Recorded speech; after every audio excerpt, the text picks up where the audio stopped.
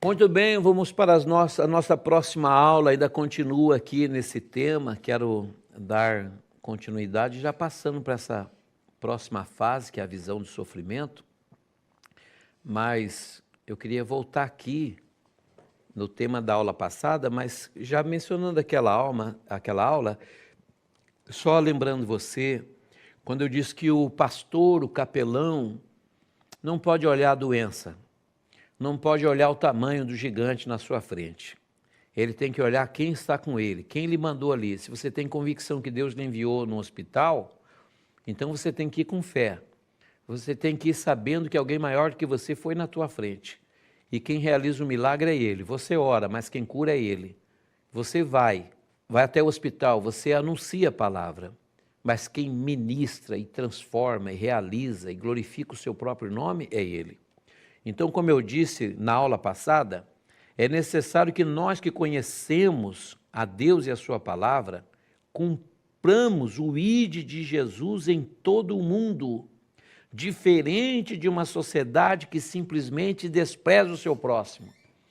As pessoas estão sendo desprezadas com saúde, as pessoas estão sendo desprezadas na sua própria casa, no seu próprio trabalho, na sua própria faculdade, dentro do seu próprio carro, nos trânsitos, mas no hospital, imagina como é o desprezo de muitas pessoas, porque a pessoa ainda está doente. Você sabia que no hospital você vai se deparar com pessoas que estão cheirando mal? Você sabia que você vai se deparar no hospital com pessoas, isso é um curso de capelania, eu preciso falar isso, que estão urinando e defecando sem poder ir ao banheiro? Você sabia que você vai se deparar no hospital com pessoas que estão vomitando, estão sangrando? No hospital, você vai se deparar com muitas situações. E visitar um doente ou um necessitado, como eu disse na aula passada, é de muita importância para Deus. Porque além de você ganhar essa pessoa, você precisa entender que o trabalho da capelania é mais abrangente. Ele é mais abrangente por quê? Porque esse paciente que eu disse na aula passada, que lembra que eu disse que ele é um pai, ele é um esposo, ou ele é um filho, ou ele é o provedor da sua casa, essa pessoa, esse paciente, ou é uma mãe, ou é uma nutridora, ou é uma mãe que acumula a função de provedor e nutridor em casa, porque não tem marido, já é viúva, talvez ela é a única, e ainda tem os seus filhos para criar, e a enfermidade se lhe abateu e a levou para um hospital. Então, essas pessoas, é importante que façamos um trabalho de evangelização e lembrar que eles têm famílias. E cuidar, o capelão que cuida da família também do paciente hospitalizado, é um capelão que vai ter muito sucesso. Por quê? Porque ele vai atingir não só o doente, mas a família dele que está em casa. Ao longo dos anos que como pastor eu trabalhei dentro de um hospital, e como eu disse lá no começo, a minha formação é para acompanhamentos a pacientes terminais, muitos pacientes, a preocupação deles não é com eles próprios. Embora eles estão com uma doença gravíssima, a preocupação deles é com a esposa que está em casa, ou é com os filhos que tem para criar, com as situações que ele deixou e não pôde resolver e infelizmente foi hospitalizado de emergência. Então, cuidar da família desse paciente é tão importante quanto cuidar dele. Uma pessoa vocacionada por Deus que quer fazer esse trabalho de capelania, nem só precisa entrar no hospital, porque às vezes o contingente do hospital está preenchido, não tem vagas para visitadores. Mas o capelão da cidade ou da denominação da igreja, você pode montar uma equipe, aquela que visitará o hospital com você nos dias e horas estabelecidos pela diretoria do hospital, e você pode conseguir isso através da assistência social do hospital, colocando à disposição o trabalho dessa assistência espiritual, vou repetir, interdenominacional, sem querer fazer do hospital uma casa de culto, mas lembrando que é uma casa de saúde que cuida de pessoas doentes. Mas você pode ter uma equipe que trabalha lá na evangelização e você pode ter uma equipe de apoio que visita a família desses pacientes. muitas vezes eu recebi na igreja que eu sou pastor em Curitiba, familiares de pacientes que eu cuidei no hospital. E, infelizmente, os pacientes vieram a óbito.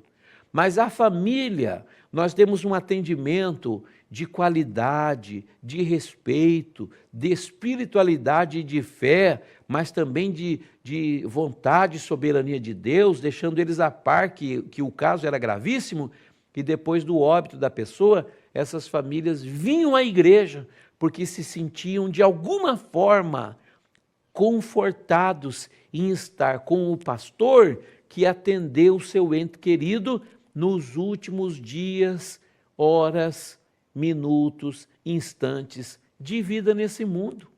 Então, quando você dá um trabalho de qualidade para as famílias, você vai fazer um serviço pastoral e você vai trazer alívio e conforto espiritual para o paciente que está preocupado com a sua família, mas também para a família que está preocupada com o paciente.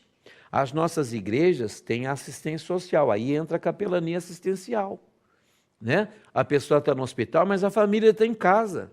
E às vezes a despensa está vazia, às vezes a esposa está desesperada, às vezes os filhos estão desencadeando crises de fobia, de ansiedade, de pânico, porque estão na iminência de perder o seu ente querido. E aí, quando a figura do capelão chega nessa residência, já pode trazer um resultado de trabalho pastoral, onde a família pode ser alcançada. Por quê? Porque não podemos olhar para os que sofrem como se eles fossem um objeto ou uma coisa qualquer. Essas pessoas que estão sofrendo são as mesmas pelas quais Deus deu o seu Filho unigênito para que pudessem ser, primeiras, perdoadas por Ele, segundas, salvas por Ele, reconciliadas por Ele, e que pudessem viver para Ele nesse mundo e na eternidade com Jesus. Então, quando você faz esse trabalho de qualidade com as famílias dos doentes, com certeza resultará em ganho de novas pessoas para a igreja que você dirige, ou para a comunidade que você pertence. Capelania não é só massagear o seu ego pessoal e a sua vaidade de poder entrar e sair de um hospital, que a autoridade de serviço na porta te reconhece como autoridade espiritual, sim, porque você chega empunhando uma Bíblia no peito, de terno, de gravata, e você tem uma carteira mencionando que você é uma autoridade eclesiástica e deve ser respeitado, e aquilo traz para você um reconhecimento pessoal e, na verdade, pode trazer a você somente isso, quando, na verdade, você deveria ser a última pessoa a se preocupar com o que geraria bem ou mal-estar em você. Porque ir ao hospital para pregar aos doentes, aos que estão internados, impossibilitados temporariamente ou definitivamente de poder ir à igreja, o que motiva você ir lá deve ser que aquelas pessoas precisam ser alcançadas pela palavra de Deus. Você é o mensageiro de Deus. Você é como um carteiro que sai entregando correspondência na casa, mas não sabe o que aquela correspondência resultará na vida de quem recebe. Já pensou, um carteiro vem às vezes triste, abatido, e entrega uma correspondência numa casa e vai embora. E quando aquela casa pega na caixa do correio e abre a correspondência, é uma carta dizendo que ela recebeu por herança um prêmio de um parente distante que deixou uma fazenda ou um dinheiro aplicado e agora é dele. Imagina a alegria dentro dessa casa. Mas o carteiro continua entregando a próxima correspondência. Nós somos os entregadores da mensagem. Não dá para subestimar o efeito que cada mensagem que pregarmos produzirá na vida dos doentes.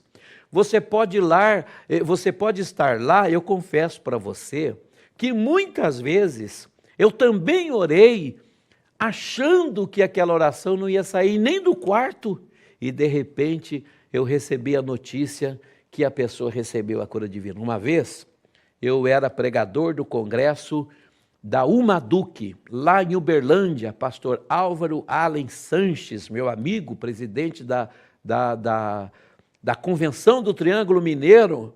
Eu era o pregador do congresso da UMADUC e eu era o pastor do Hospital Evangélico Universitário de Curitiba, e eu fui fazer uma visita no 3º andar. E visitando no 3º andar, eu me deparei com uma mãe deitada sobre o corpo do seu filho, um adolescente de mais ou menos 14, 15 anos, de nome Isael.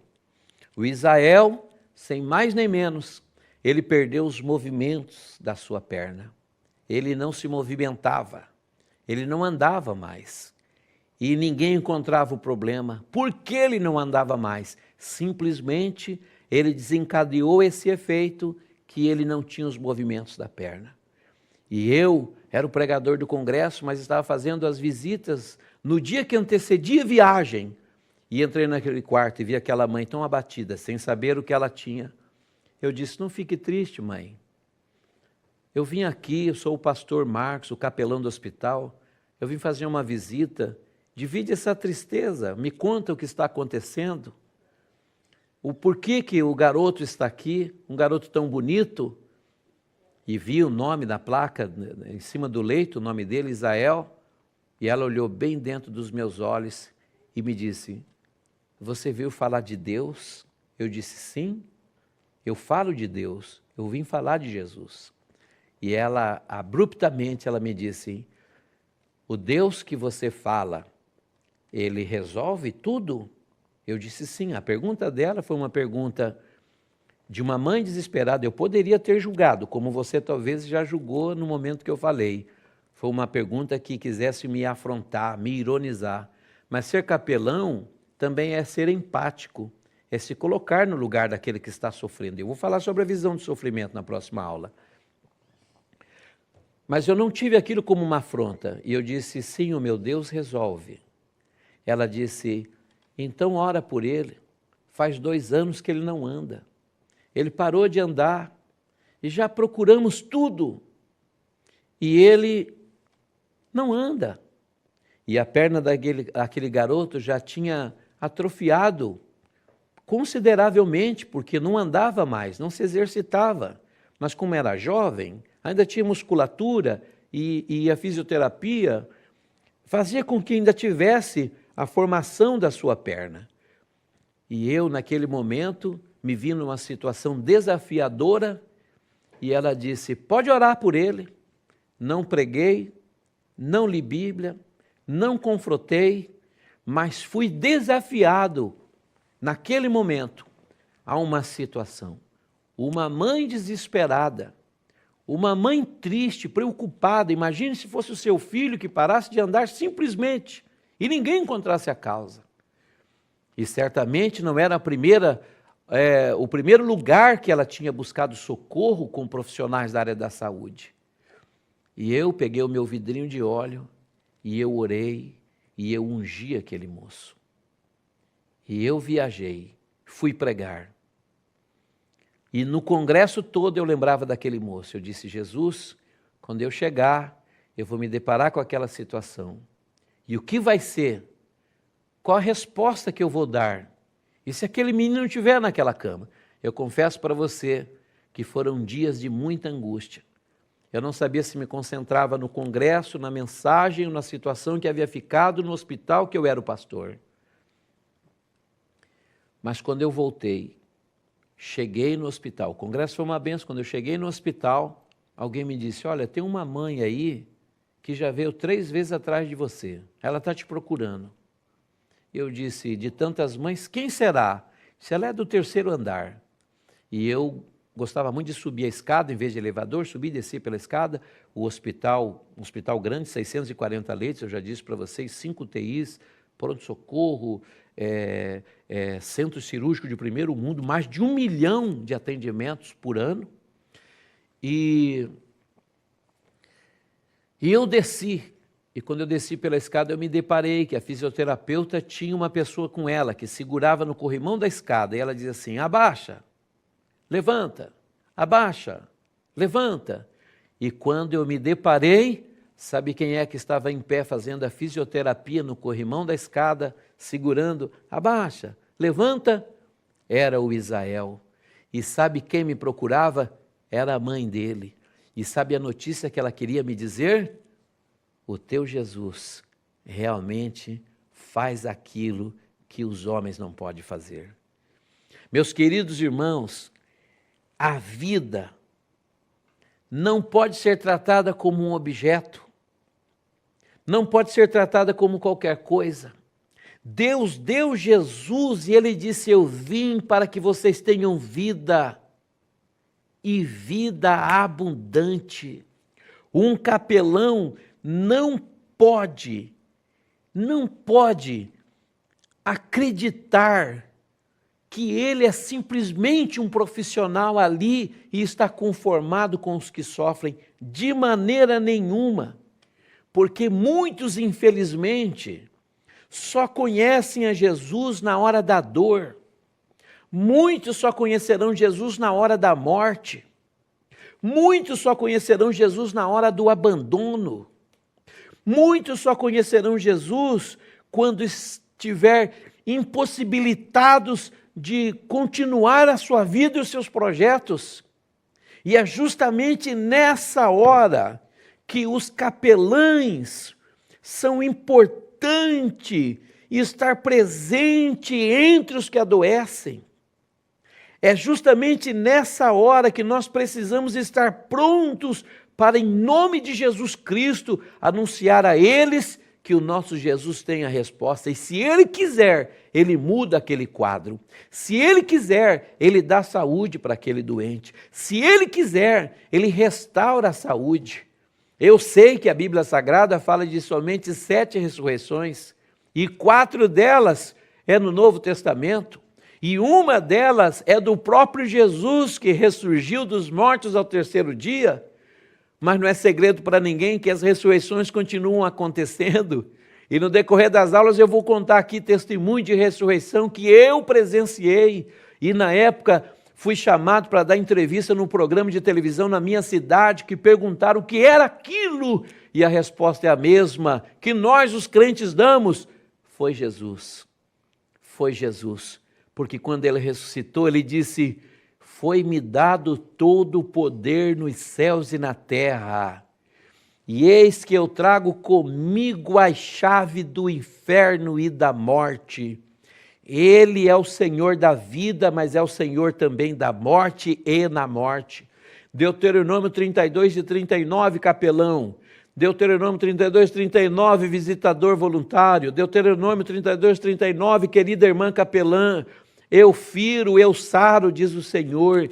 Eu mato, eu faço viver, diz o Senhor. E ninguém há que possa escapar das minhas mãos. O nosso Deus é o mesmo que faz a ferida, é o mesmo que sara, é o mesmo que dá sentença para o rei Ezequias no capítulo 38 do profeta Isaías e disse: tu morrerás e não viverás, mas é o mesmo que manda o profeta voltar e dizer assim: diz para ele que eu ouvi a oração dele, eu vi as lágrimas dele e eu acrescentarei 15 anos de vida a ele. Você é um mensageiro de Deus, você é um portador da palavra de vida, da espada do Espírito.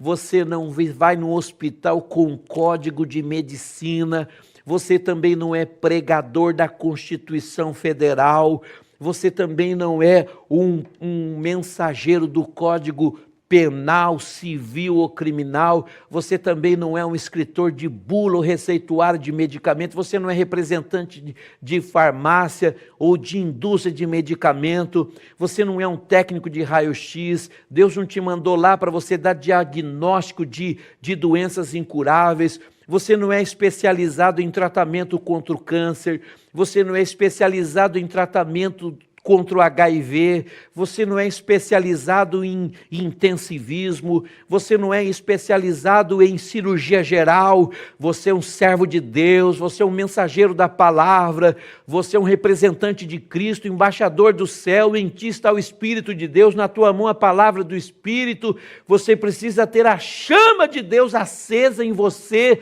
para que você ministre sobre os doentes, e diga como Pedro disse, Enéas, Jesus Cristo te dá saúde, e você vai ver o milagre acontecer. Ser capelão, ser visitador, ser uma capelã, é mais, repito, de que ter um escudo, um brasão, que impressione quem recebe a carteirada. Ser um capelão é mais do que pendurar um certificado na parede. Ser capelão é mais do que ter o reconhecimento de uma convenção geral brasileira. Ser capelão é transformar o choro em riso, a doença em saúde, a dor em satisfação. É ser um representante que em vez de falar da morte, fale da vida, porque Jesus Cristo veio para dar vida e vida em abundância. Mas como fazer? Pastor, eu estou desejoso. O senhor falou da presença do capelão, a presença do visitador entre os que adoecem. Eu quero estar lá, pastor, eu quero entrar dentro do hospital. Ninguém começa uma casa pelo telhado, ninguém começa um prédio por uma cobertura, ninguém começa um helicóptero por uma hélice, ninguém começa uma igreja pelo púlpito, ninguém começa um ministério com uma carteira de pastor. Se começa primeiro no preparo, se começa primeiro, oh glória a Deus, intimamente, sozinho, de joelho, com a porta fechada do teu quarto, diante do teu Deus, despido de toda vaidade, despido de toda intenção pessoal de reconhecimento, holofote, privilégio, tapete vermelho. Capelania não é lugar para isso, capelania não é estrelismo, não é carteira com um brasão impressionando todo mundo. Capelania é descer à altura do leito dos que sofrem, oh glória a Deus. Capelania é orar por aquele pai que deixou seus filhos sozinhos em casa. Capelania é orar por aquela mulher com câncer de colo de útero, que já é viúva e tem 3 filhos pequenos para criar, e ela trabalha dia a dia, não cuidava da saúde, foi acometida do mal. O médico já disse que o problema é grave, os remédios já são violentos, a quimioterapia já maltrata, as injeções vêm pela mão da enfermagem. Você não está ali para isso, você está ali para levar a palavra de Deus, o conforto que transforma, que cura, o poder que esmiuça todas as coisas no poder do nome de Jesus. A capelania começa quando você se esvazia de você e quer ser cheio de Deus, para espalhar brasas acesas sobre a vida daqueles que estão no duro inverno das enfermidades e dos espíritos das doenças. Não que todas as enfermidades são espirituais, muitas são físicas, mas existe cura para o físico, cura para a alma e libertação espiritual. Próxima aula, como fazer e o preparo do capelão ou do visitador. Aproveite depois dessa aula e ore a Deus. Eu estou tomado pela presença de Deus aqui. Eu sei que aí na sua casa, agora, dobre o joelho agora e fale, Deus, o que eu não aprendi com a aula, porque não vem por imagem, não vem por YouTube, não vem pela plataforma, não vem pelo meu notebook, pelo meu tablet, pelo meu celular, pelo meu iPad, pelo meu iPhone. Senhor, que venha do céu o teu Espírito e os dons do Senhor, para que eu possa ser usado nesse trabalho maravilhoso. Deus abençoe, em nome de Jesus.